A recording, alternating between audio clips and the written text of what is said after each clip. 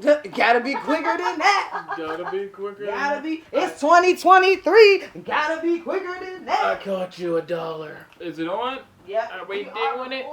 We are recording, y'all. Welcome to the Unknown Unknowns Podcast Laboratories. We out here in sunny, someplace USA where it's currently raining. And Sunny Philadelphia. This is the first episode of the year. Welcome to 2023, you guys. 2023.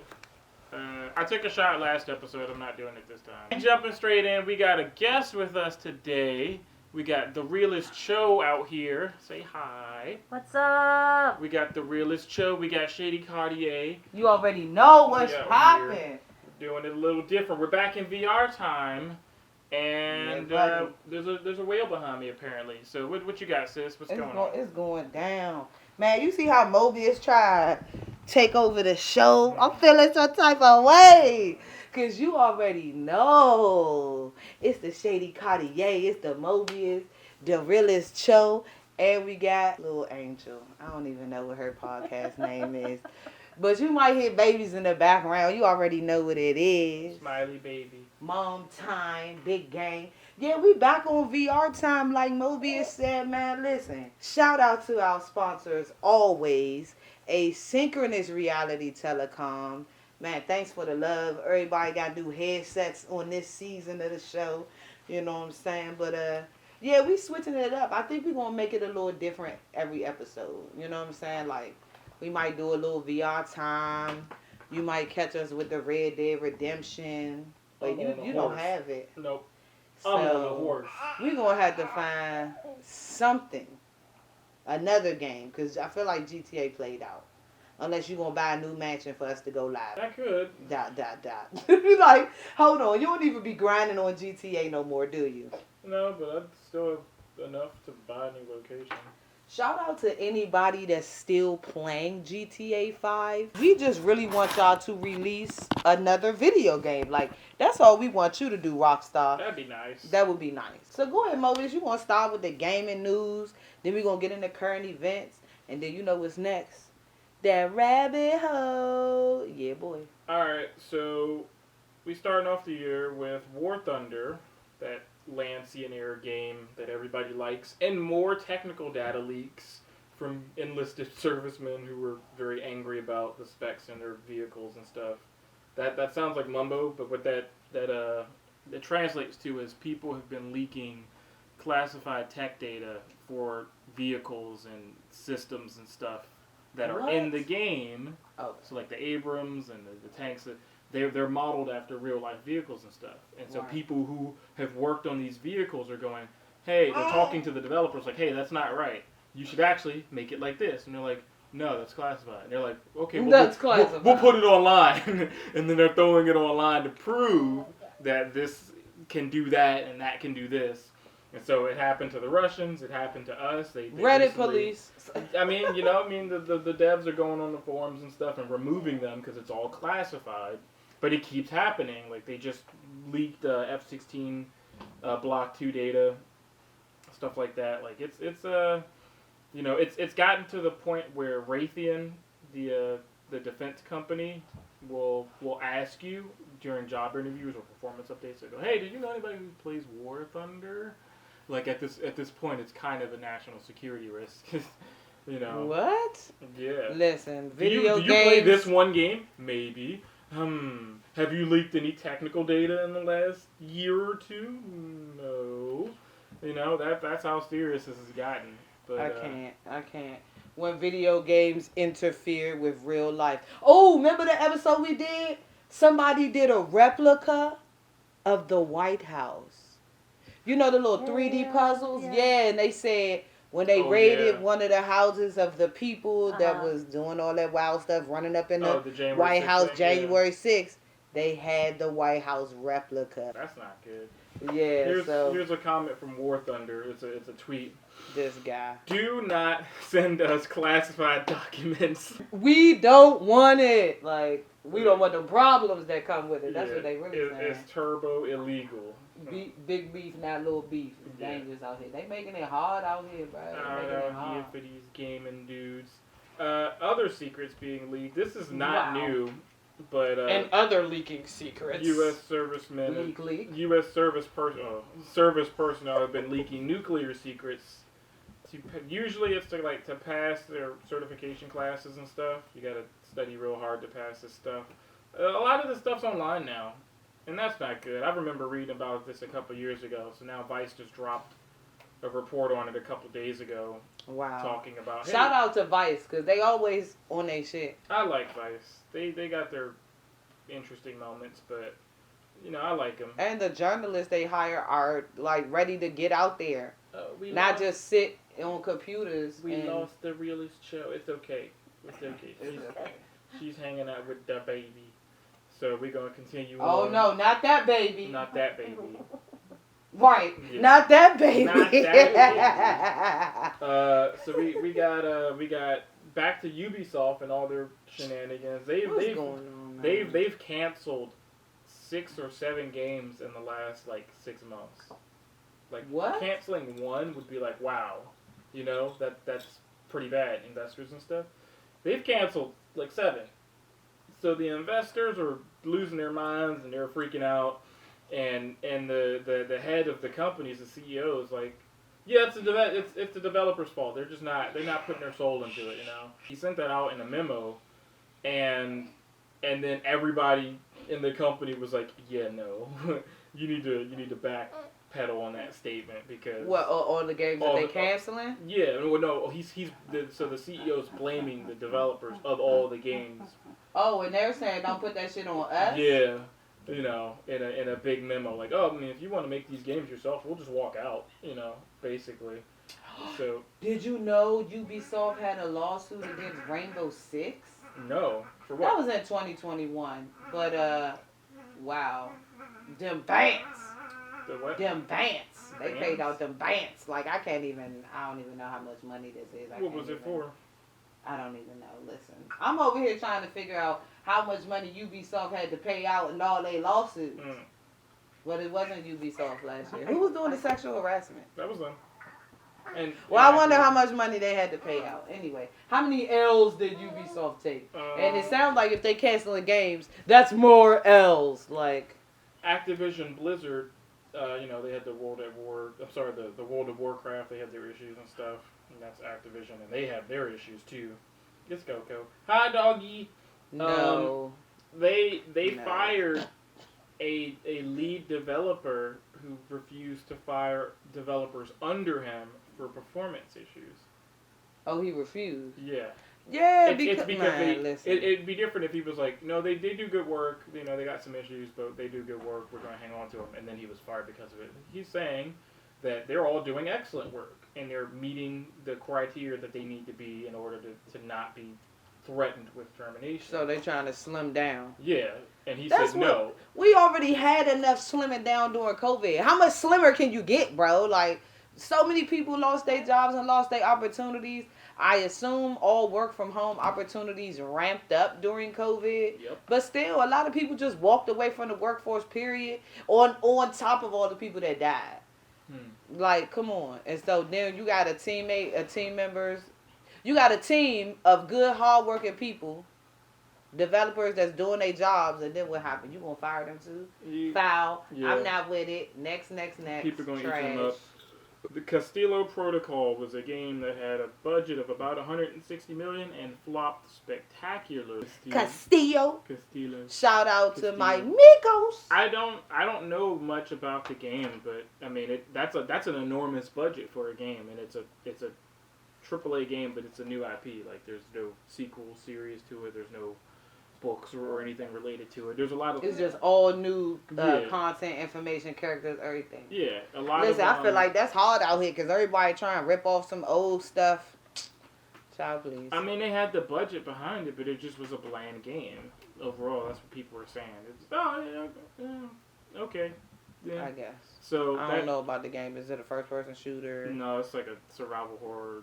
I think third person. or something. Everybody's all in this.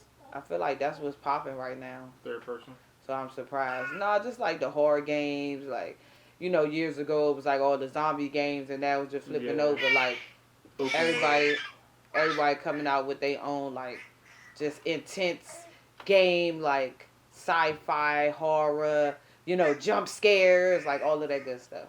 The last thing I got, well, there's like one more. Oh, so Halo is in such a disastrous state right now that 343 Industries, the Microsoft founded Halo makers now after handed it from, they had to release a statement saying that Halo's here to stay. It's not going to get put on the shelf. It's still in active development. They're still going to be working on the game because the game is such in dire straits that there's nobody playing it. They're losing money. Yada yada yada. What number of Halo is this? Halo 30. Like shit. Like, Well, no, that'd be Call of Duty. That like would be shit. Nah, don't 1, 2, come for 3, Call of Duty. 4, Nah, 5, Infinite, ODST. This guy. It's like Count. This guy 10? counts on his fingers. It's like 10. 9 or 10. Halo 50. Okay. Halo 2040. They should just start throwing fake years on there that ain't passed yet. But it's what's 500 years in the future. But anyway, Battlefield's bouncing back. That's really all I have to say. Bouncing back. It's bouncing back. I've played it. They made it free to play on Game Pass if you have Game Pass for Xbox. Shout out to the Game Passers who refuse to like actually purchase a game. Yeah. I mean the pros and the cons, because I'm not about to give you $10 for the rest of my life. Yeah. Like, and I don't even really play the Game Pass games. Like, let's keep it 100. I play the same games. If you know Shady Cartier on Twitch, then you already know. I play the same 3 games. Killing Floor 2. Thank you, Mobius. They continue to update this game. This game is so old. Let me look it up. What year did Killing Floor 2 come out, bro? Because I love that game. While you do that, I'm gonna do Same 3 games. Killing Floor 2. Dang, it's only $5 right now. Oh, on Steam. Mm-hmm. On Steam. 2009? No, it's a sequel to the 2009 It came out Killing Floor. So Killing Floor came out in 2009. Mm-hmm. Killing Floor 2 came out in 16, 2016. yeah, okay. And I'm still playing Killing Floor 2. Like, I'm gang on Killing Floor 2. Same 3 games I played. Red Dead Redemption 2 and Black Ops 3. I gave up playing Cold War. Too many glitches. They got a whole bunch of new, little new maps and little new game versions that they got. And that's cool. But I'm not playing it. Anyway, shout out to Black Ops 3. And I feel like I gotta keep playing it until they cut off the server. Yeah, it's not because that it's old. kind of old. It's not as old. They cut off Black Ops 1 and 2. So I feel like cutting off the Black Ops 3 servers is right around the corner. That's because they were 360 titles. There's only like 10 people playing at any given time. That's not a Friday night, Saturday night, or a Sunday night. There's only like, and I'm like in the whole world, bro. I feel like it only be the 3 to 5 people that still be playing that game. Like, so the last thing I got isn't video game news, but it is still gaming. Wizards of the Coast is an American publisher of games like fun, science fiction, fantasy, all that stuff. So D&D basically. They decided to sneakily update the sneakily. Is that a word? Sneaky Link is Sneaky. Fwah. They decided to stealth update the terms and regulations to how their IP is supposed to get used. Hold on, stealth update means I'm not even gonna flash it on the screen that I made an update so you can accept it. Yeah. Yeah, I thought we took Facebook to court for this shit. Well, this is all D&D, so there isn't like a sneak update. It's not like there's a no digital, regulation. It's not a digital update. This is like a paper, sent out to memos and stuff like that. Hi, Mom. Hi, Mom. Call your mom. That update was supposed to be looked at internally, and then all the businesses involved would go, okay, yeah, we like this. We're gonna sign this deal, and then they would push it out to the mass public, having already made the deal, and everybody who was involved with that would be the most benefit, of that. And so what happened is somebody who worked for Wizards of the Coast released that memo at great risk to their own job, and was like, fuck your secret memo. This is some effery. We're gonna drop this out here. Trash. And then of course Wizards of the Coast was crucified publicly, and then they tried to like, oh no, we're gonna do this anyway, ha ha. And then people were like, so you guys want to start your own league now, your own D&D league now? And everybody was like, yeah. And they started to cancel subscriptions and review bomb them and tell people not buying it, and so it hurt their bottom line enough that they were like, oh, we were just kidding. We were testing this out. Everything's fine. So what is the changes specifically that they were trying to make? Let me see. You gotta be careful. That goes along with like, come on, when you work for certain companies, you gotta sign an NDA. People need to mind their business. Like, it's all too much. And that joint all the right now. So all of it was basically like not free, but it's all universal. Like you could make up a story, you can make as much money you wanted off of it. It was a very open system of monetization for Wizards of the Coast. And while that meant that they wouldn't make as much money as they could, people have been using this stuff for years, and that's why it was so popular, because it was very friendly for people to just come in and do whatever they want. Wait, so the thing that they were changing was what? How much is the licensing? Cost? And so if you made above a certain threshold, they would get a percentage of that, And if you made talking about the developers' money? Yeah. Oh, this is yeah. Yeah, so it really was an internal ass document. Yeah. And so basically the Reddit police, the internet cop gang members, the people who loved their D&D was like, this isn't fair. I feel like that's like when they released that people on Tidal are only getting pennies. Mm-hmm. When you streaming them, or was it Spotify? Both. It's probably both of them, yeah. It's like when you listen to your favorite artists on these streaming joints, they getting pennies, bro. You'd have to. That's sick. So you gotta get millions and millions of streams just to make a couple grand. That's not okay. It's not like true to life. I can't get with it. Shout out to Fanbase, the all black social media company. Man, shout out to it. Isaac Hayes the third is the one who threw that joint together.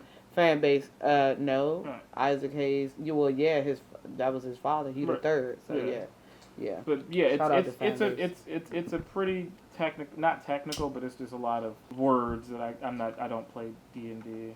I'm trying to get into it. No, we're not into it. I couldn't begin to explain. I'm not here for it. It's not that deep. So look it up. It was a big deal. Trash. It's a victory for gamers, basically. D&D is trash. It's like, so we like that. That's it. That's all I got. I'm not a hater. News. What you got? I'm not a hater. I ain't got nothing. I just wanted to talk about the same old ass games I love. Black Ops 3 still cranking. Killing Floor 2 still cranking. I wish they would just release an update. Like, damn, they get on my nerves. Just give me an update. That's what I'm saying. Shout out to the Unreal Engine. Shout out to Tripwire Interactive. That's just the publisher. Mm-hmm. The developers. Okay, it's Tripwire, Saber Interactive, and Hard Suits. Yes. Shout out to those devs, man. I love Killing Floor. For it to be an old-ass game, they still got updates. They got weeklies on that jump. They see me. Yo, I just streamed yesterday, and I got to put this on YouTube. I just streamed on Twitch yesterday, the first time I played Versus. Mm-hmm. Remember, like on Left 4 Dead? Yeah. Where you could be the zombie? Yeah. Yes. I was the zombie. I don't like being the zombie, though, because I'm trash. That's a whole nother different set of controls. Like, nah.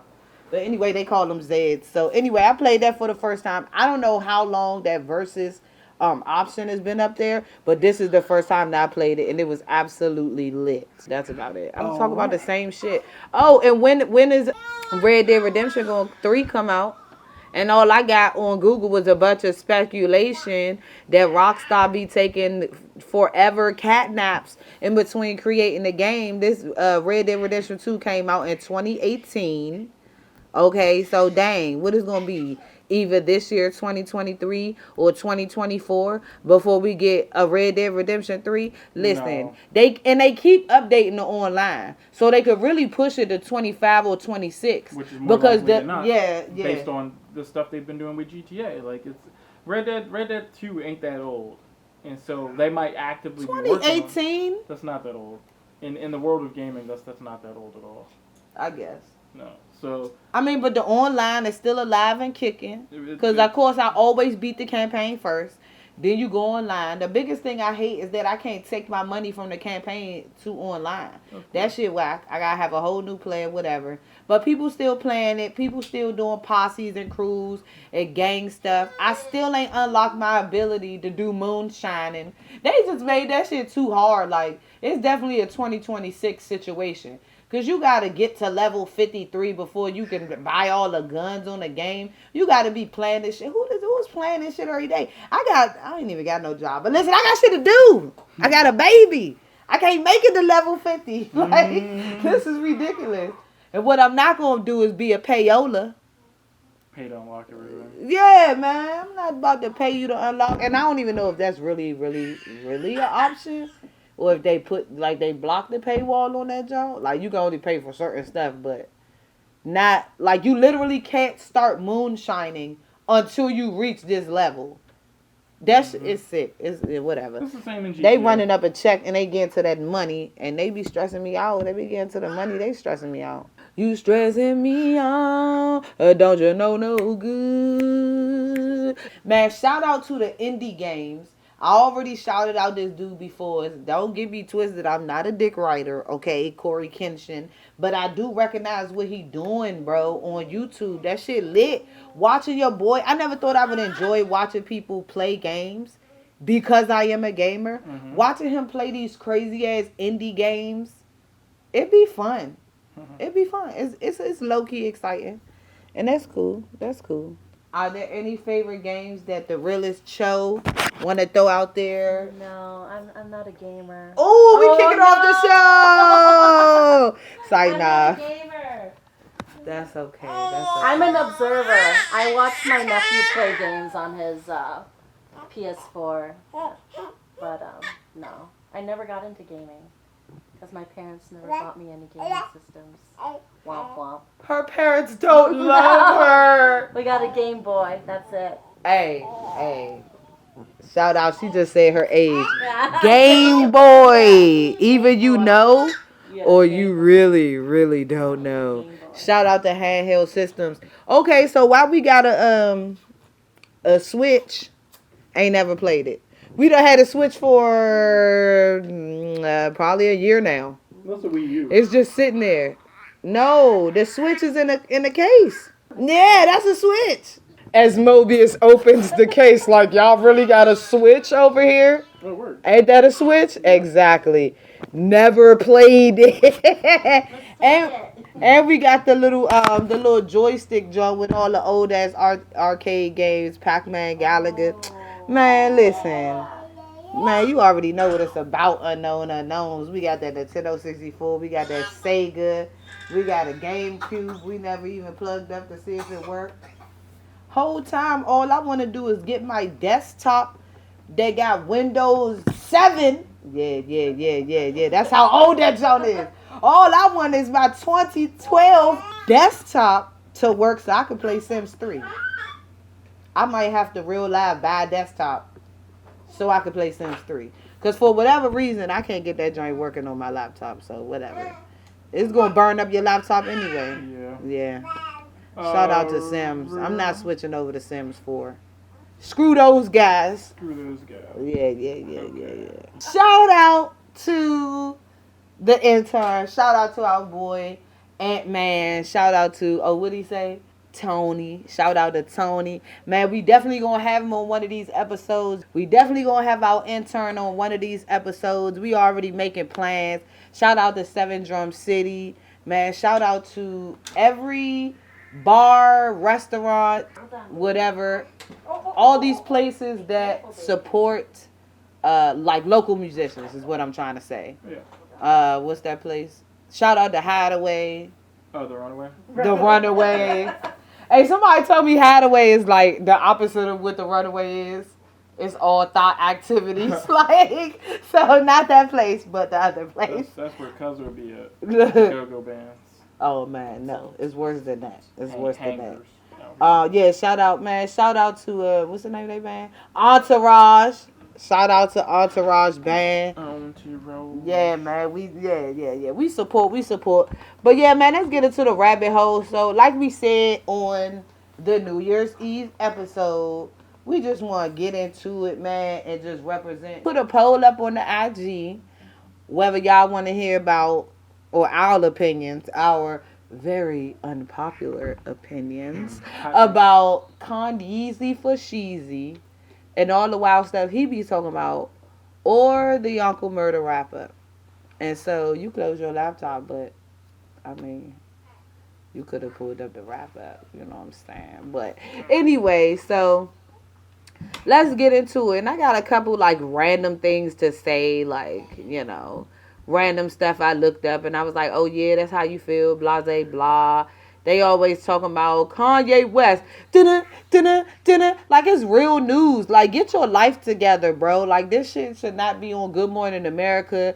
CNN should not be worried or concerned about what Kanye's talking about. Like, I feel like, yeah, the news ain't even the news no more. It's like everything is about entertainment, and that's not, it's just different. Like, 20 years later, there's no news unless it's celebrity news. That shit is trash. I'm over it. I'm not here for it. Like, it's just getting annoying. It's just, for me personally, it's just a little played out for people to care so much about what celebrities are talking about, as I go into a whole episode about what this particular celebrity has been talking about. And so I just, if you listen to us on season 1, we be having our moments. Like I said, unpopular opinion. We ain't Trump supporters, but that don't mean that Trump don't say real stuff from time to time. And that's what we here to talk about and say that we recognize. Somebody could call you crazy because you talking some real talk and they don't agree with it, but that don't make you crazy for real. I feel like a lot of the time they just looking for a story. They just looking for a reason or a way to write an article about something. Like, come on, you paying somebody bills by giving them something to talk about you. Mm-hmm. And that's sad, but that's what it is. Like, I mean, look, we not paying no bills with this unknown's laboratory, but, maybe one day, you know what I'm saying, Joe Rogan might invite us on so we could be like, did you say the N-word? Oh, shit, throw him off. Just throw him off. Joe Rogan, throw him off. I found this article. Shout out to magazines I don't read, InTouchWeekly.com. They gonna put together 11 things that Kanye said that they feel like was above and beyond, and I can't agree, because you know how we do. We run through the subject a little bit before we get on the podcast, and a lot of this stuff I feel like it really is not as crazy as they try and make it seem. But we gonna get into it, and the realest Cho, she could, you know what I'm saying, chime in whenever she got something to say. So the first one they got up here: Harriet Tubman never really freed the slaves. She just had the slaves go work for other white people. And this was during his first presidential campaign rally. I don't even know about no presidential campaign rally. I'm going to keep it 100. That was a whole thing. 2020 was a mess. Right, like what? What? Angel said it's absurd. It is absurd. It's a pretty incendiary thing to say, but it's not wrong. It's just not a very popular thing to say. It's not wrong. It's not ridiculous. It's not crazy like y'all try to put it. Him saying that, I think people get triggered. It's like triggered. Yeah. It triggers people in the same way that, like, you could be like, I don't like bacon, but it's like, you don't like bacon, and they feel like you're attacking them. What's wrong with you? As you listen to the inflection of their voice, like, it's really not that deep. Are you emotionally invested in bacon? In bacon. I got stocks in bacon. I got stocks in bacon. You don't like bacon? That means you're not giving me money. I don't like you no more. That's kind of what I think that feels like, because nobody alive now knows Harriet Tubman.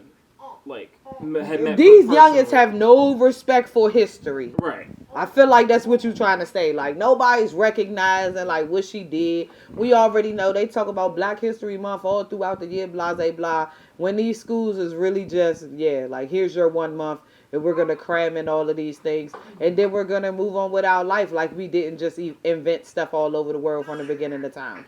Well, that, but more so, like, nobody knew her personally. Nobody was there to do the thing that she did with the slaves and such like that. Well, I mean, those people probably wrote books, and we just don't know who they are. No, I'm just saying nobody now. Oh, like, that's still alive and breathing. Right. Well, you don't know that.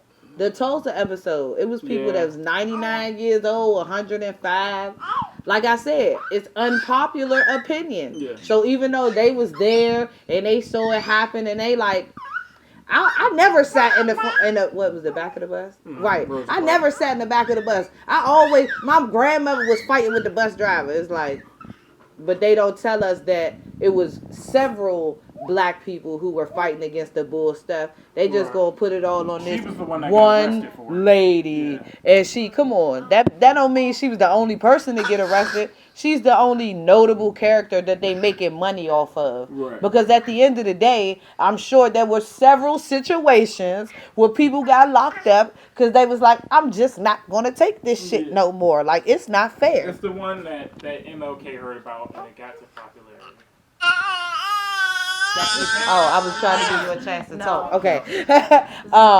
And so yeah, I'm just at the end of the day, absolutely, because I took you from the south and I brought you up to the north. And who was you working for in the north? White people. So I get the point right there, and it's really not as deep as they try to make it. When I saw Harriet Tubman on the why we coming for Harriet? Okay. When I saw her on a $20 bill, I was like, I just want to use Bitcoin. And he said that in an interview with, I feel like it's really not that serious. Like, I feel like they're clearly trying to manipulate us into like thinking that we're equal or like they care or respect what we got going on. Like, they bring me back to how they put Sacagawea on the gold dollar. Like, I feel like you pandering a little bit. Like, at the end of the day, everything that y'all did to keep us away from being equals, away from making just as much money as you, away from reaching success, like, but then you gonna put a brown person on the money. Like, here, look, see, it's all good. No, like, I'm not against it. I'm just saying it really ain't make no difference to me. Like, It's the same like with the pancake and Uncle Ben's rice and kind of like. oh yeah, the Aunt Jemima, now it's called Pearl Milling. What was, how long ago was it? That was like a year or two ago. I don't know, but I just started buying it and noticing that it said the Pearl Milling Company. Yeah. And it's no longer, the shape of an African American woman. I was like, huh. Yeah. Oh, this is what we were talking about. We did an episode of this, and I thought that was interesting. Exactly. Like, again, the manipulation, the pandering. I don't need it. I understand there's people out here fighting for us to be equals.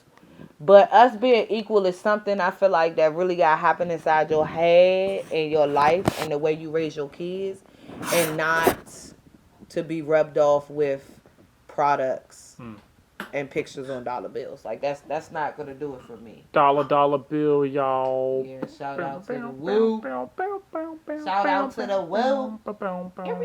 Alright, next quote. It's like all slave movies. Why you gotta keep reminding us about slavery? And then he said, why don't you put Michael Jordan on the $20 bill? I ain't really got no comment for that, because I'm like, all right, listen, we already talked about that, and I wouldn't even put MJ on there, even though I do feel like he's an icon known throughout the world, and he's a positive black figure. Like Kobe. Okay, like Kobe. But I'm just not, Shady got a whole issue with celebrity. With the celebrity icon idolatry situation, and I'm just gonna leave it right there. I can't get with it. I'm not a get with. It'd be different if he did some humanitarian stuff, like legitimately. We don't know if he did, cause we ain't look it up and we don't care. But I mean, okay, as notable, if he did some charitable humanitarian stuff that was as notable as his career. Yeah. But that's what I'm saying. Like, he's not known for. It's different if he made $1 billion off of Chinese sweatshops, and then flew to Haiti after one of the many earthquakes they've had, and then was just like he had a bucket in his hand and a broom and was like doing stuff, and then like stayed down there. It wasn't just a photo PR thing. He stayed down there. Stuff like that. He said, did MJ go to the trenches right. for our people? for I anybody, haven't seen but it. like really I for, haven't you know, seen it. We're like, not aware. right. And let's keep it real, because he still could have done those things. Mm-hmm. But is the news going to make a big deal out of it? Right. No. Like Akon should be on the $20 bill. It was the thing he did for Africa. They installed like an electric system or something like that, or he was planning on doing it. I don't know if he actually did it. Shout out to Akon if he really did if that. he really did that. I think we did an episode on that. Or like, anyway, so yeah, he's a celebrity. Yeah. They are all celebrities and should not be worshipped to the level of someone like MLK or, you know, anybody else who actually done something significant. Positive in the brown community, whether it's inside or outside of this country. Mm-hmm. But again, I don't feel like that even something that would be just so put out there to the max, like his career, because people worship sports and they worship music artists and they worship, you know what I'm saying, all this stuff that they shouldn't be focused or concerned about. It's being prioritized, and that's absolutely 100% not okay. Mm. And so I don't know. That's just a whole nother thing. Dang, battery died. My battery died? No, mine's dead. Well, No, it didn't even die. The screen just wouldn't come on for a second. So anyway, yeah. Next quote. In 2013, Kanye said, "You should only believe about 90% of what I say. As a matter of fact, don't even believe anything I'm saying at all. I could be completely fucking with you and the world the entire time." I think that's the realest ever, bro. Yeah. Like, what we be saying, if I lie to you, it's because all the research I done did, they lied to me. Every website that I'm quoting the information from, Wikipedia, the dictionary, my teachers at school. Listen, I ain't got all the tea. And you hear us talk about it all the time. Like, certain things you got to go look up for yourself. You got to use your own mind. Like, you got to make effort. Anybody who just sitting around listen to other people and believe in what other people say, like, you're trash. Like, you gotta get your life together. Come on, you can't just be a follower.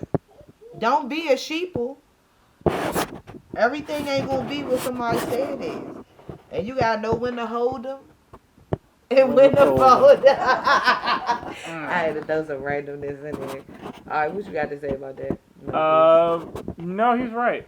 Like, 100. that's literally the whole point of, like, everything from politicians and our obsession with them to, or lack thereof in some cases, or celebrities and what they're saying and the double speak that comes with it, everything Hollywood, everything. Like, you do your own vetting and do your own research and then figure out if you're going to believe anything anybody ever says. Right. But just to take it at face value, no. You don't know these people. You're not making no effort to just believe something that somebody tell you with no backup, with no proof. Like, that's whack. So, absolutely. What else you got? How many of these are there? How many of those are there? It was only 11. Okay. I am God's vessel, he said on VH1 in 2011. But my greatest pain in life is that I will never be able to see myself perform live. That's a little narcissistic. Yeah. But I'm not mad at that because, you know, that's the whole reason why, like, of course, when you are a performer, that's the whole reason why you have someone record you. It's so you can see yourself. But it's not live. But I'm pretty sure, but it's not live, exactly. And I'm pretty sure what he really means is that same energy. When you watch a recording, you're not going to get that same energy as if you were actually there and experiencing it. And anybody who's been to live music shows, like, I know these youngest today is a little messed up because of COVID and everything getting shut down, and I feel like concerts is just now starting to happen without excuses, like you gotta show your COVID card and all this stuff that could be a little exclusion. But like, I feel like the future of performing live and going to great shows and watching great musicians, it's, you know, it's about to come back, and it's about to be awesome. Because people understand the need for it. Like, it's not just, go somewhere, have a beer and stuff like that and see a local band play. It's just being able to interact with people and seeing live music. Like, when I just came back from Canada and again, and I was with my buddy, and we went to this sort of like country themed rodeo bar theme, whatever. But they played live music, and I don't really listen to country. I don't hate it, but I don't go out of my way to listen to it. You know, I wasn't. Absolutely no. Yeah, you know, so I wasn't all that pressed when Old Town Road came out. But sure, whatever. Toby Mac. Toby Mac, Zach Brown Band. I feel like a woman. Who, whatever that. Shania Twain. Like that. I've seen her. So like, but they did. It was a band that did live music, and they were a tight band. And so we went in there, and it was only $8. And we just had a good time. Like, nice. Support local artists, Joe. Supporting local artists, but more importantly, like, if you like music, if you're a real music appreciator, go see some you dudes play some music. And they had, it was a tight band. The dude on keys was also doing like an accordion or something like that. They were just a really good band. And we stayed in there for about an hour, and then we bounced. That was our last night in Canada before driving back to Seattle. And I had fun. But yeah, so I think, and then the Realist Show had kind of said something about like the level of genius and stuff. Oh yeah. I mean, yeah. You want to say it again, or you want us to just quote you? Me? Yeah. What did I say? Earlier when we was talking about the Kanye West quotes. The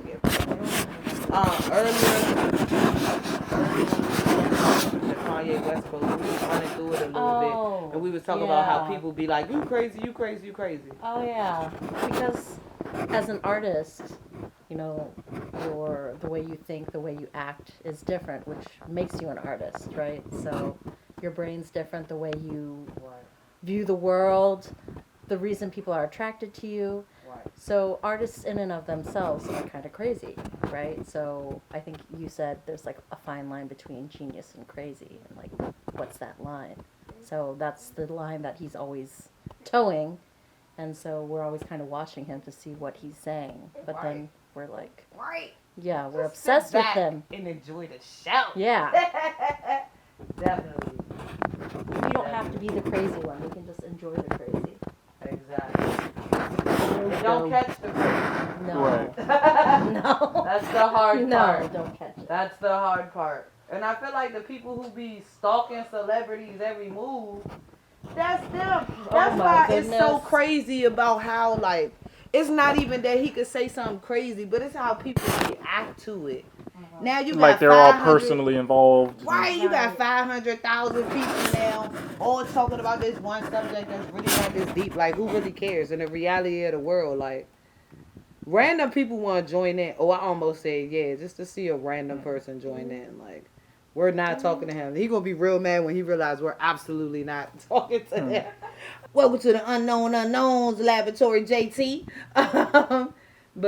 Yeah, okay, so anyway, let me just respond to the I am God's vessel thing. I think that all believers, even though, like, regardless of what you call your God, like, all believers are some type of level and way that they believe that they have a relationship with the Creator that they believe in. And so if that's what you believe, you're absolutely a vessel. And then especially even if you don't know it and you're like doing good things and you helping people, I think you could unknowingly be one of God's vessels, because God uses good people and he uses sinners. And that's one of the biggest things in the Bible. And you look at the 12 disciples, man, they was murderers, Pharisees, the tax dudes. Like, they was the worst dudes, bruh. The worst dudes. And Jesus was like, okay, you're worthy to join my gang. Like, come on, Joe. Like, you got to give somebody a second chance, third chance. Like, people can't change. And that's what I hate, when people be having attitudes about how a certain person may be moving. Like, yeah, like, let them. And even Cho said this earlier. Like, come on, everybody got a journey. Yeah. And you on your journey. That's why it's called a journey. It's the beginning and the end. When you meet somebody, you only catching them doing a certain page, a certain phase in their life. You know, you can see them 10 years later. They could be a whole pastor. You'll be like, he was in the club doing lines off the speaker, smacking shorties around. Pimping. Anyway, you know what I'm saying? But that don't mean when they turn 50 that they not a better person. Or that they could have been a better person. So, We might as well call this episode "All the Best Excuses." Shout out to Yeezy. Okay, next quote. Sometimes people write novels and they just be so wordy or so self-absorbed. I'm not a fan of books. He said this in 2009 after he wrote a book. The next part of his quote is, I would never want a book's autograph. I am a proud non-reader of books. So first of all, I want to say the person who wrote that, they added their 2 cents by saying that he said that after he wrote a book. I feel like because they want you to feel negatively about the quote already. You can't make me feel negative because guess what? I have a book that's published on Amazon. I am a published author, and I have many, much better material that I've written that's non-published. But at the end of the day, I am not a book reader. I am a researcher. I love computers. I love the internet. I'm like, if it ain't the Bible, and I mostly read that on my phone anyway. I'm not really picking up a book except for to read to my daughter. Like, let's not get it twisted. Like, but I love to read. Like, I'm not slow. I love to read, period. It just might not be a book. Like, Yeah. why you being so judgmental? It's Like, really not that serious. I've taken many a wiki walk, and it's because, like, you can look at stuff, and then, like, anything that you might be reading, you know, it's harder to just, like, get fully engrossed if you don't know something. And sometimes, like, if the book is good, if the author's good, they leave, like, little footnotes so you can kind of catch up to whatever lingo they're talking about, whatever verbiage they might use to describe something if you don't know.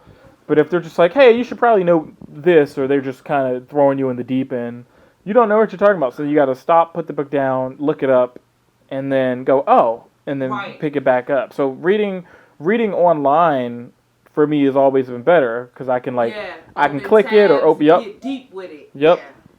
So it is what it is. Like I'm not a book guy, and the only handful of books I remember reading was Comics. No, like actual books. One was you gave me for Christmas a couple years ago, that Jimi Hendrix book. I read that from front to back. That was one of the only books I can remember off the top of my head and go, that was a book, it was a paperback. That was an actual book, it's a paperback, and is probably one of my most prized possessions. Like, you know, I get the people who like have to build a library of stuff, like there has to be like a encyclopedia of knowledge. But it's not for me, you know. It's not for me. Like, you know. So, yeah. I definitely hold on to books like prized possessions because that was another conversation we had was, you know, if you got a book, nobody could come into your house and change the words of the book and tell you, oh, well, they really meant this instead of that. Like, no, I have it in this book.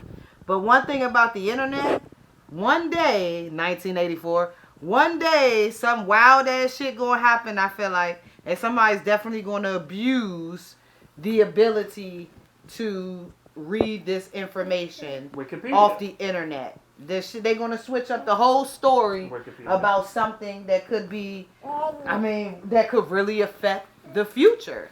And as much as I hope that doesn't happen, like, to me, that's only the only good part about having books. And I don't have a lot of actual books, but you know, in my mind, as a wealthy old lady, I would definitely have one of those unnecessary ass libraries in my house. Like, this is my office, wall to wall books of randomness. Some encyclopedias that I done purchased from encyclopediacollection.com. Like, books that I don't even open and read, but I want to be able to tell my child, hey, go pick up that book. Like, and be able to say, compare this to what you see on the internet. Like, I want you to see how these people will really try to switch up everything on you. You can't last minute switch it up on me, honey, if I got it in print. How about that? It's all references. So you're just looking at one thing and comparing it to another, right? And that's how you build your sources and credibility and stuff. Yeah. And so to have that online, it's like when I graduated school, all of our teachers were like, yeah, Wikipedia is not a credible source. You can't use Wikipedia and stuff like that. Yeah, because we all know now that people could go in and just add and Yeah, remove well, whatever they want. that was always the case, and that was their point. But I think we weren't aware of it when we were younger. At least I wasn't. Let me speak for myself. Yeah. I wasn't aware when I was younger and I was like citing it for schoolwork. Yeah. That it was so easily manipulated. Right. That's not something that I was aware of. Well, Wikipedia's been around for a long time. I just thought it popped up instead of the dictionary when I Googled stuff. Yeah. Because it was the truth. No. So they were like, Come yeah, to find out. you can. So it's different if it's like, truth is okay, objective, they linked something to a New York Times article about something from 20 years ago. Oh, okay, yeah, that's a credible source because you can click that and go to their source. Right? Yeah, but just to pull up some random Wikipedia article and see that and be like, yeah, it's the truth. No. And so they're like, nope, you got to go to the library. You got to go somewhere else. Cite your sources, blah, blah, blah. So, it's the same thing we talked about, the King James Version of the Bible and all this stuff. That was the original Wikipedia where somebody was like, yeah, change all this. Paraphrase that. Okay, we're good. Like, it's you just gotta read between the lines with a lot of stuff. Do you like books, yay or nay? No, we talked about this. We talked about this. Absolutely. Because my parents, as an Asian American kid who had parents who weren't around, they just stuck you in the library for 3 to 6 hours a day, every day, in the summertime. Abuse. And so I read so many books growing up that, like, now in my adulthood, I don't want to read a book ever again. Number one. Number two, that's the world we live in where, like, people do not read books. Point blank period. It's like I get my news in 2-paragraph snippets and that's it. That's the attention span I have and that's the source that I have. Like, well, shout out to her parents. I know. All my source references are from like 2004 and before. I don't have any new information beyond that point. I used to know stuff in things. I used to. No. Awesome. But I think the point that he was making too in that quote, whereas people always try to twist his words, is that like he's saying that he's not a consumer, he's a creator. Like, I'm writing books, I'm not reading books. Mm-hmm. Yes. That's all he's trying to say, and then people are trying to be like, oh, you're so arrogant. You're anti-boo. No, he's just saying, like, I'm going to write books. I don't read them, but I write them. That was the way you said that. That's the way I heard that quote. It's like, like his delivery is off, but his words. They make the point. They make the point, but it's his delivery that turns people off. They're like, what? Yeah. People just love to point fingers anyway. All right. They try to hold you in a negative light regardless.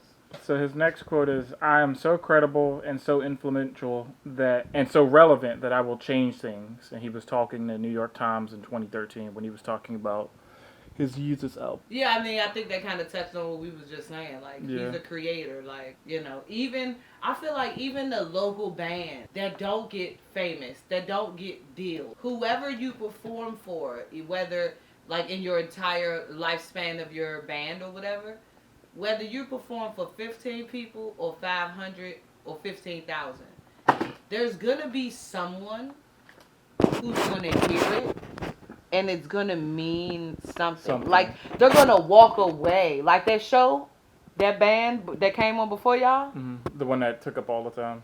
Sis was like, she wasn't feeling right? Mm-hmm. So we was talking and I was like, man, all I need is good vibes. Remember that, John? He kept saying, all I need is good vibes. Come on. Like, yeah, it's going to stick with you. Good music is going to stick with you. A good book, a good quote, whatever it is. You could change somebody's mind. I'm dealing with things. I'm going through stuff. I need a reminder that, like, I don't have to let that negativity suck me in. You know what I'm saying? So I'm feeling, some type of way because this is a tough conversation. But, let's try to bring some positivity and light to it. Let's just recognize what we are getting from other people may not be what we need, because what we need is good vibes. Mm-hmm. Right. I got nothing for that. That's pretty spot on. The next one he's got is, just imagine if I woke up one day and I was whack. What would I do then? He was talking to The Guardian in 2005. Yeah. It'd be like that, though. I mean, sometimes you just fall off sometimes, you're printing so much money that you don't really need to put the same effort forward. Yeah. Sometimes that happens to a lot of artists. Some people describe it as you're not as hungry anymore to get after it like that. Absolutely, absolutely. And then another thing I like to look at is like when you're coming up and you're desperate and you're broke, your mindset is completely different. You could become complacent because of the money that you're making, but your mindset is not even in the same place. And you would call that the hunger, but at the same time, it's like I can't be the same person that I was when I created the other stuff that y'all like. I'm on a different level. I got a different journey. I maybe grew up. I maybe put the drugs down. I maybe finally went to rehab. Like it's different changes. But also a part of me feels like, let me look at that like as a standpoint of a fan. Well, guess what? If that happens, I'm just going to keep playing the same old stuff anyway. And when it comes to one of my favorite artists, and I said, one of our favorite artists is The Weeknd. Guess what? She can listen to all that new Weeknd stuff. Me? I'm staying with Trinity. I can't. I'm done. The first 5 albums for me, I don't need nothing else. And really, the first 3-4 albums for me. I don't need nothing else. I'm good. And I still went to the concert. And I still bopped my head a little bit and gave it a try. But guess what? I'm a bang with what touched me, what sticks with me, what plays in my head. I'll be going out places and I forget my headphones. And then I forget who I am. I don't need headphones. If I really love your music, that shit'll just be playing in my head. No effort. Yeah. It just plays. I'm in the store like this, bopping. They like, you cranking? What you listening to? The thoughts in my head, bro.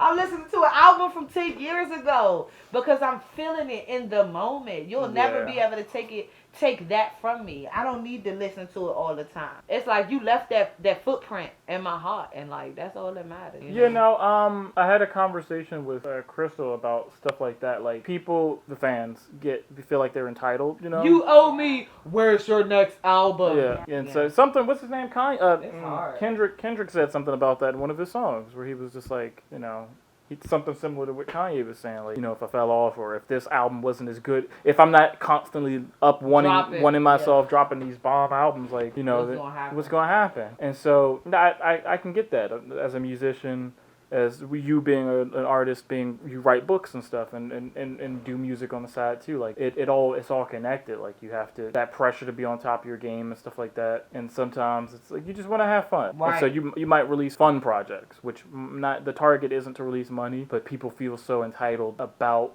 because they have that level of access to you that they feel like they know you and you owe them, the good jokes like Dave Chappelle. You owe them this good music. All artists ever, all the time. Like, and that's kind of not fair to them and stuff like that. But like you said, if you bang with them really hard, it doesn't matter what it's different if they're just like purposefully releasing stuff that that they're better than, because then it's just like, okay. When rappers turn pop. Well, either that or it's like, okay, well maybe they're bucking the system or something, but maybe there's something more. System of a down. But like other than that, I can't really think of anything that isn't true about that. Like, if you mess with somebody, you mess with them. Okay, go see them live. Go hang out with them. I got one more angle. What's that? So my other angle is if you stop making music or your music suddenly becomes whack, or if you just stop making music, like what's your legacy then? Like what have you learned? Like when you, in the same thing, you apply that to sports. Like what they say, they was playing sports, they rich, they in the best house. Then next you cut, you not on the team, you get hurt, you can't even play no more, and then what? Now they broke. Mm-hmm. Working at Burger King, I don't know, but like you gotta be able to not just live in the moment, but create a legacy for yourself. Yeah. And that's, so you see a lot of that, especially in the 90s and stuff, like a lot of the rappers and the MCs from the 90s, they transitioned as quick as they could to acting. Everybody from Tupac, Common, and Mos Def, Eminem played himself. It was like the thing to do. It was the thing to do. The rapper actor thing. That was like literally a phase where they were pointing it out. This guy was rapping, now he acting. This guy was a basketball player, now he acting. Like everybody want to be an actor, whether they're actually good at it or not. It's because it's like there's another level of security when you're not making music, whether you can or you can't, or the ideas just aren't coming to you, writer's block, whatever. You know, you got to let that, especially when you're still as hungry as everybody was in the '90s. Yeah. You got to let that process flow naturally. Yeah. And so if you take some time to step away and to do something else that gives you a little bit of financial cushion. Oh my God. You know, so then like Common, he's like in a play now. The rapper Common, he's in a play. I think he wrote a book. Live stage show Yeah. plays. Wow. Yeah, like that's he awesome. was in movies. He's done music. He's done a bunch of other stuff. He was like a good actor in the action movies that I saw. yeah, he was Definitely. the last one he was in. I think was John Wick too. Oh yeah, he in there too. Yeah. But he works. He was in Terminator. He was in a bunch of stuff. He's a good actor. Mos Def was in a bunch of stuff too. He was alongside Bruce Willis and what was that 16 Blocks, and you had Tupac, who was in movies with before that. You know, them Tupac movies. Yeah, well, you gotta be the bad guy. Rest in peace, So yeah, Machiavelli. you gotta have some level of otherness, and that contributes to their legacy though. Right, exactly. Like people who don't listen to rap will remember them for those roles, and people who Yeah. don't watch movies but listen to their music. will be This surprised person here, to see them. the realist show who don't watch movies but secretly do. Like This there's some level of influence. Like you can put a name to a face. Wow. So yeah, that's all I got. George Bush doesn't care about black people. Context. Go ahead. You can start it off with that one. I mean, it's not true. The U.S. government, if you want Right. to take it a step further, the I don't U.S. know, government 'cause I doesn't don't care know. about black I feel people. like each individual person, I don't know how Bush be moving. I don't know how he really feels. He could have one black friend and be that guy that be like, but I got one black friend. Like, bruh. Like, it's the actions for me. It's the actions for me. For everything to have happened to New Orleans, Yeah. Hurricane Katrina. Katrina, for everything to have happened the way it happened, it was definitely did this happen in another country? Because you telling me it took 7 days before FEMA tried? Like, bro, like that's, and you the president, like this is in the United States, especially if you look at everything we trying to do for Ukraine. You be like, they not even in this country and we making all these efforts, but what about the schools in the United States that don't have enough books, but we got millions to get to Ukraine? What about, you know what I'm saying? Like, it don't make no sense. You gonna let your own country fall apart? I mean, so I understand how he could feel like it's a predominantly black city or particular area where the levees broke, but I really, it really felt like he did not care about all the brown lives that was lost because he didn't do as much as we would think a president has the power and ability to do to help those people. Sorry. I mean that, but also like look at the president. Mm. Period. Like, Yeah, that at he that point in didn't time. he didn't make a lot of good choices. Period. Ever, starting with 9/11. So he's not quick on the trigger to make decisions when things go down. So he's not wrong. I'm sure that there's inherent prejudice or racism that made it less important to him. Right. But like this, Bush not. Well, I mean, Not the Cheney. He really To make wasn't. moves. You right. You know, She right. Like shit. He just He's a C student. Let's No, all remember yes, that. He's a yeah. C student. he's Cheney was at the reins at that point, the VP. He was the one driving the country and continued to do so all the way up until, the Obama years. Like it's not necessarily that he hated black people. It's just he was not the most competent person to run an entire country, And then somebody said something about talk that. about nepotism. Right. Somebody said something How'd about you get this job? Trash. I knew a guy. I knew a guy. I knew a guy. Not even his dad. Just, Cheney was the one who was really like, I can work with this guy. Because if his dad pushed him into office, his dad would have been watching him probably more closely. But at that point in time... His dad was old as shit when he was in office, though. Yeah, that's what I'm saying. Bush Senior. Yeah, he was already like, okay, that But I son's a feel like that's what you disappointment. do, like, as far as nepotism. It don't really matter. You just want a legacy for your child. Yeah. Whether they're able to fulfill it or not. And that's why it's important to know that he was, like, he didn't work all my life I had to fight. Absolutely no. All your life you was Partying pushed and through to the drunk. next grade, to the next grade. To No the Child next Left grade. Behind. Okay, like shit. You know about that? The No Child Left Behind? That was when a whole bunch of kids was failing. And they were like, we're going to grade on the curve so we can just push them through to the next grade, next grade, next grade. That's whack. That's whack. Then you go into the world completely unprepared. Yeah. Can't do it. Which is how we got here. Man, children, women, children, man, children, adult children. In 2018, he said, when you hear about slavery for 400 years, that sounds like a choice. And he was in an interview with Charlemagne the God. CTG. I don't like that. That's the last Alright, what's one. your opinion? Well, So we kind of talked about it off air. In Black Panther, Killmonger's last words, he was saying, jumping off the boat, to not be a slave. He would have rather have done that. Like, at some point, when do you just fight back and do something? And there's rebellions in history about that. Like, now whether he's talking about African Americans specifically. Killmonger or Kanye. Yeah. Well, because slavery was all around the world. Right. So, but like for us, our heritage, is he talking about us specifically, or right. is he talking about this all is our of it? country, so let's stick to So, our history. Definitely. Right. So, is he talking about that? Because slavery was abolished earlier, in other parts of the world. Places, yeah. So, they have a different sort of problems. You go to England, was the most powerful country in the world at that point in time, and they had a monarchy. They had a different sort of problems and different kind of slavery behind and their, excuses for bad behavior. Right. Yeah, so my biggest point was he's right only because you got to think about what were the choices. Death. And that's what Killmonger was bringing up. Like, sometimes you have to make hard choices. Mm-hmm. But there are people who are absolutely afraid to even make a choice at all. Yeah. Just because you didn't make a choice doesn't mean that you did not have one. Right. Some people stuck. When it comes to that survival instinct, freeze, it's not because you even chose to. That means like you're mentally not there and not able to decide to fight or flight. And fighting meant death and slavery. And flight also sometimes ended up as death. Yep. And so if you talk about whether on the ships where they chose to jump off, or when they came to America, saw what the slavery ship was about, it was like absolutely no, and tried to flight and still ended up dead. Like, come on. The choices it's not an easy choice. No. Regardless, it's not an easy situation to be in. And so when people just try to lump it all together, like, you're being ridiculous. You're talking about, like, these people were in a messed up situation and you're going to say that's where they wanted to be? Like, no, that's absolutely not what he's getting at all. Fear can make deal with messed up situations. Like, that's the one thing about the Me Too movement that really hurt me when they start to make fun of it and make jokes about it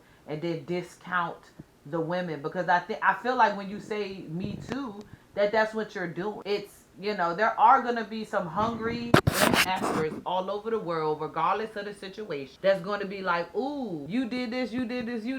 Let me hop on because I ain't got nothing better else to do. Let me see if I can get a check. He ain't never touched me, but I was there that night where I saw him touch another girl and I could possibly get a check too. Like, I feel like it really discounts and downplay the people who really went through those situations. Yep. Like, what hurt people. And so, obviously there's a pattern of it, but this person hurt one person. That don't mean, even if you the only person to speak out, that don't mean he ain't do that to 20, 30, 40 other people. Look at R. Kelly. All of these years it took him to finally be prosecuted, my guy. And I imagine that wasn't even a quarter of the people he abused or allowed to be abused or was even within reach of his abuse. Right. A lot of those people, I feel like, didn't speak up, didn't want to be Me Too's, didn't want to get put on the spot, felt guilty for their own abuse, because that's a very real thing. For you to get hurt, for you to get manipulated and get taken advantage of, and then blame yourself instead of blaming the person who did it to you. That's a very real thing that people have to work through years of therapy, or they just continue to hate themselves. And a lot of people kill themselves after their abuse. And then there's the people who worked through it all and kind of lived with it, and they don't want to relive it, which is why shows like what's the Jeffrey Dahmer one? That was a good point. People are doing the show and dressing up their kids as Jeffrey Dahmer, and they're thinking like, this is a joke and this didn't happen. It happened, Waco, Texas happened. Ruby Ridge happened. All those places and things that people were making jokes and memes about and are discounting like it's not a big deal. All those places happened, and a lot of people like these died. pictures and videos and footages is just jokes and games because now they're movies. Now it's entertainment. No, this is reality. Yeah, like and people so a lot were of those, affected. a lot of the people who survived that stuff were like, no, I don't want to interview. I don't want to talk about this Right. stuff. Stop 30 posting my years address. later, Like, I don't want to get into it. no. I don't. And that, so you made a really good point about the reliving it. The trauma involved in trying to get mental health is hard. It's hard, absolutely. Because in order to get help and to get past those things, they always start with, well, what happened? Tell me what happened. Not just tell me in depth. Tell me every last thing. Yeah. Tell me what keep you up at night. You gotta keep talking. Like they literally say you could re-traumatize yourself by going over it. But unfortunately, sometimes those are the steps to help you get used to or to get over it or to figure out what it really is. Because you got to get that monkey off your back. Like you have to be healthier in your life, in your future, in your goals. Whether it's for your family, your business, your kids, like whatever it is, it's hard work being human. And like, period. Like, dying is the easy way, bro. Like, they be saying that shit in movies. Like, that shit funny. Like, it's jokes and games. Like, no. That shit easy. Dream. That's my dream, dying. Or you die in your dreams. No, I'm that's my confused. Look, to get it over with. Yeah. Look, when I was young, dead ass, I used to be like, this world is so fucked up. Like, I don't even want to be here, bruh. If the Bible is everything it's cracked up to be, I'm trying to go to heaven. I'm trying to leave now. Why we in here struggling? We ain't got to pay bills in heaven. No. Ain't no landlords in heaven. No. Like, we here. Hey, look, yeah. It just, it's a struggle. This world is a struggle. And if it ain't nothing else that we can offer you in the laboratory, if not a place to digest hard truths and to move, be able to move it in your mind to a more positive place, to get over it, to be able to deal with it, to give you a reason to smile. Like, I know we be getting in the rabbit hole, we be getting deep on stuff, but I always try to end it on a positive note. Like, I don't know you, and I'm happy that you're here, and not just because you're listening to the podcast, not because you clicked on it, because you could click on it and be like trash and cut that shit off. Like, if you hear me say these words, I'm happy that you're alive, because that means you haven't given up on whatever you've been through, because everybody got their own version of hardship. And like, period. Like, if you need to talk to somebody, go talk to somebody. Need to pray with somebody, go pray with somebody. Literally, like, whatever it is. Like, I just hate for people to feel like they alone. That's one thing about music, bro. When you feel that beat, like, the engineer, they got you. When you hear that artist and what they talking about, dang, I feel the same way they feel. Like, you really not alone. When you at that show and the people in the crowd is crying or they banging just as hard as you got that feeling even for just a second that you not going through this alone. Like, that's one reason. It might not be the best reason, but that's one reason to just hang on and keep doing what you doing. Whether somebody believe in you or not, if it heals your soul, if it make your heart feel good, and we don't support pedophilia, because y'all some wild ninjas, but y'all some wild ninjas, Nambla, If it pleases you in a way that doesn't hurt anybody else, I'm all for it, bruh. Like, I don't want nobody to hurt themselves either, but I'm all for it. This time that we talked about, like, we don't, in this therapy group I was in, they was like, they don't put negative connotations on whatever it is that keeps you from going to that dark place. Now, I feel like that's a dangerous statement, because we could be talking about, I'm just going to go shoot up heroin because I had a bad day. It's going to make me feel better. Yeah, okay, that sounds good, but then you might overdose and die. Like, no, I don't want you to die, and I don't want you to do anything to hurt yourself. But at the end of the day, sometimes everybody need a little something that's going to help them make it to the next moment. And that's all I want to offer you. You know what I'm saying? I know Mobius feel the vibes too, but that's all I want to offer you. He an artist. I'm an artist. Like, sometimes we definitely doing it for ourselves. But when you see the crowd and how your music affect other people, you gotta testify to this, Mobius. How did that make you feel when you see the people in the crowd and they vibing with that real talk that your band be talking about? Because y'all be talking about some real stuff. Like, on one hand, I remember a conversation me and you had a couple of years ago, and you were like, "You're an old man," because I listened to a bunch of the old neo soul, boom bap, '90s hip hop and stuff. this guy said boom bap. Boom bap, out here in New York. I listened to a lot of that in middle and high school. You know, once I started to get my own kind of taste in music, and one day he was like, turn up, we doing this, blah blah blah blah blah," and he was listening to like a bunch of club music, and you know, at that point Techno? it wasn't trap yet. This was before that. This was just, I said techno. I know, it's a club like stuff that play in clubs. Baltimore club music? Yeah, but more than that, like the party rap. You know, Oh, all right. The fun stuff. The fun deep stuff. south kind of, you know, you was listening to all that, sipping on some scissor, all that stuff. Let's So- get lit. So, and you were just like, how come you don't listen to this? And I was like, man, you ain't saying nothing. Right. Where's the message? What's going on? Right. And you were like, man, I ain't trying to hear no message. I got bills to pay. I'm trying to turn up. And I didn't, as a high school, I didn't understand that then.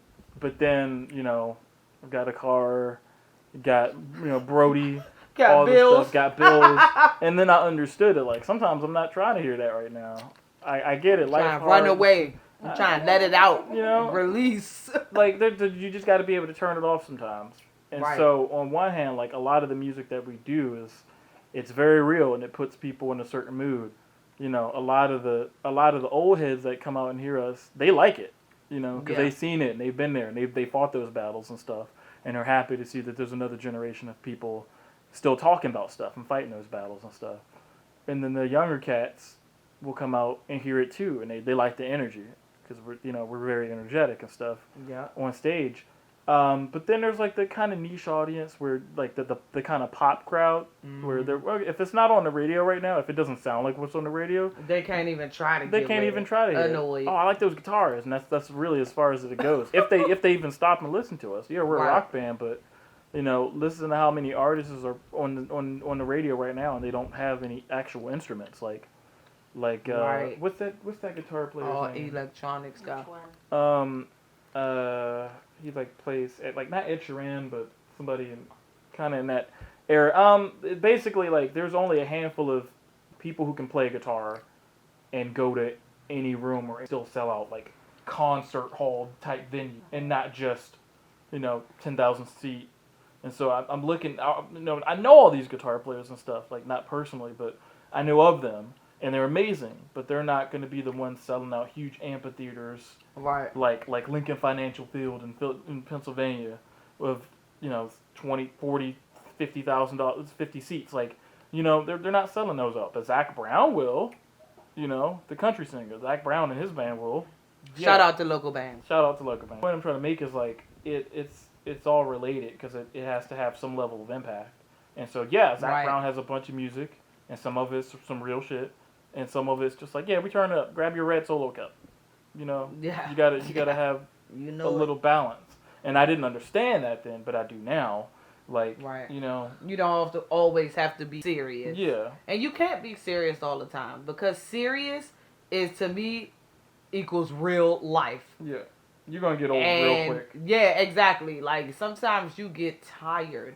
I feel like, especially this generation, escapism is it's becoming a way of life for Yeah. people. Like, this whole Escapism- lay it flat movement, these guys is wild as shit. Escapism and humorism, where people have just completely accepted that the world's ending, and they're just like, all right, whatever. There's no real effort to do anything YOLO. about it. Yeah. Shoot self in the face. Tired of people yelling out YOLO. Using it as an excuse to not make any preparation for the future. Immature as fuck. I hate you guys. The EPA. What? The world's getting hot. You guys suck. EPA. Yes, because it was Trump, or it was before Trump? What? Trump got rid of the EPA, right? More or Environmental less. Protection Agency. Not completely, but he just downsized them. Dismantled Yeah. it. Come on, like what? Like who's gonna worry about the future? That was his last quote. What? The Kanye thing. That was his last. Yeah, quote. no, I figured it was, Yeah. and that's why I just kind of went off on the Tangent. like trying to We got- bring it up, make yeah, it a a little, little better. positive, and like because I mean at the end of the day, this wasn't even a real rabbit hole. I felt like I said, this was the excuses episode because Yeah. at the end of the day, we don't particularly listen to this guy every day. Like I don't listen to this guy every day. All I know is 1 or 2 songs from College Dropout. I don't know 1 or 2 songs from an album that came out after that. Yeah. Like I really don't know. Yeah. Father stretches hands out. Like what the like if Mobius didn't put on that unreleased song that might be playing at the end of the episode. Shout out to Tony. Like I would have never heard that. Yeah. You know what I'm saying? That's supposed to be his newest music. I wouldn't even know. I'm not out here searching or looking or concerned at all. But good music is good music. And shout out to Good Music. I think that was one of Kanye West's groups or labels or something that he was in. The Good Music group.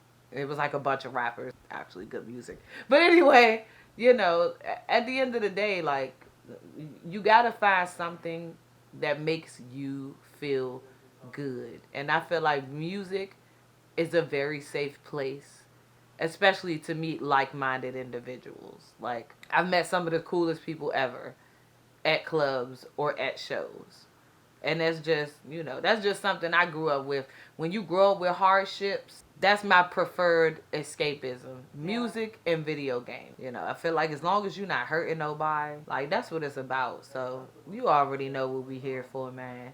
Just trying to share the message, just share some love, represent the brown community. You could hate on this brown man who just doing him, or you could do something with your own life. Like, why you wasting time worried about what somebody else got going on?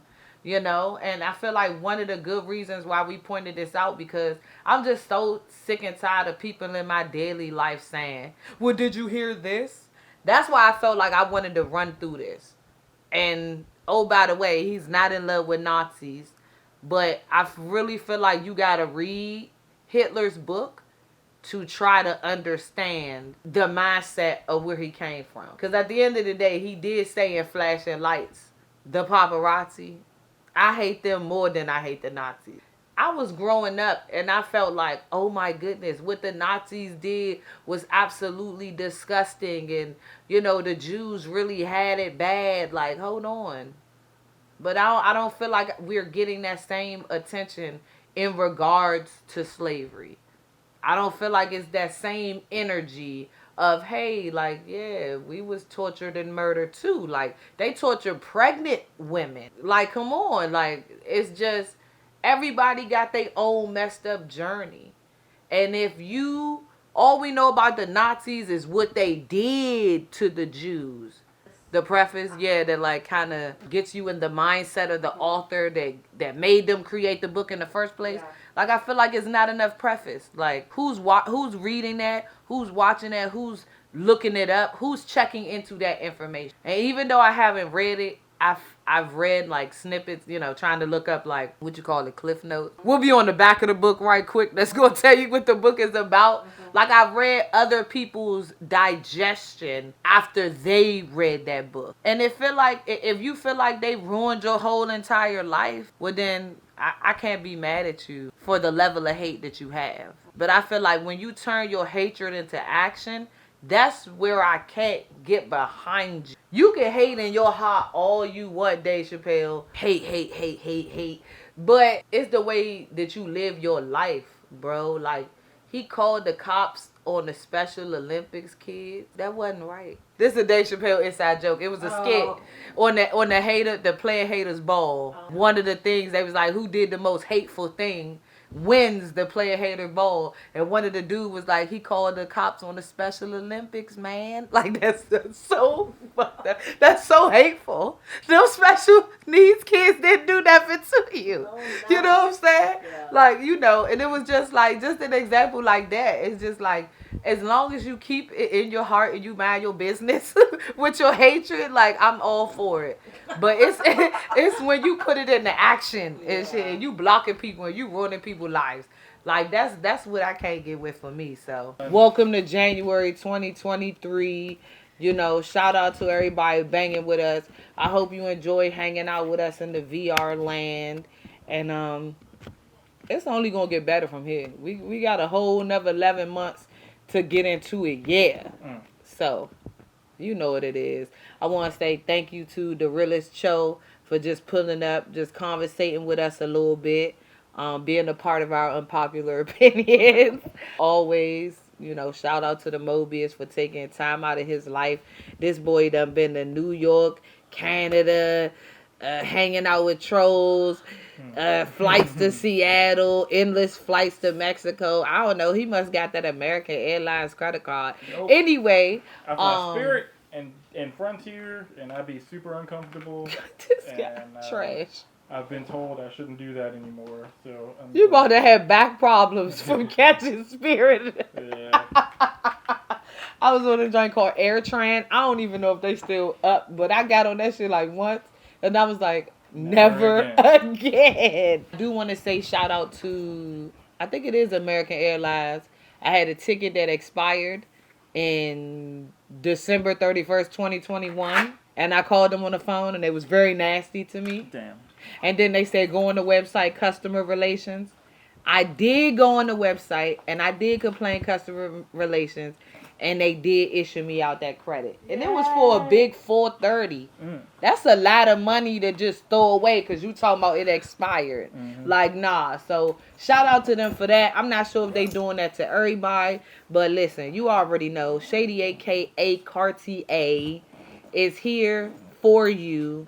Pull up on the IG. We ain't even say that. Pull up on the Insta skirt. Well, it's the unknown, period, unknowns. Instead of a O, it's a 0. And instead of a S, it's a 5. Man, hit us on the IG. You already know what it is. Again, shout out to Big Ant Man. Shout out to the gang. You already know. And if you want to get on the show, just hit us on the IG. Like, come on. It ain't nothing. You know, we showing love to the community. First person to like this video gets a hug.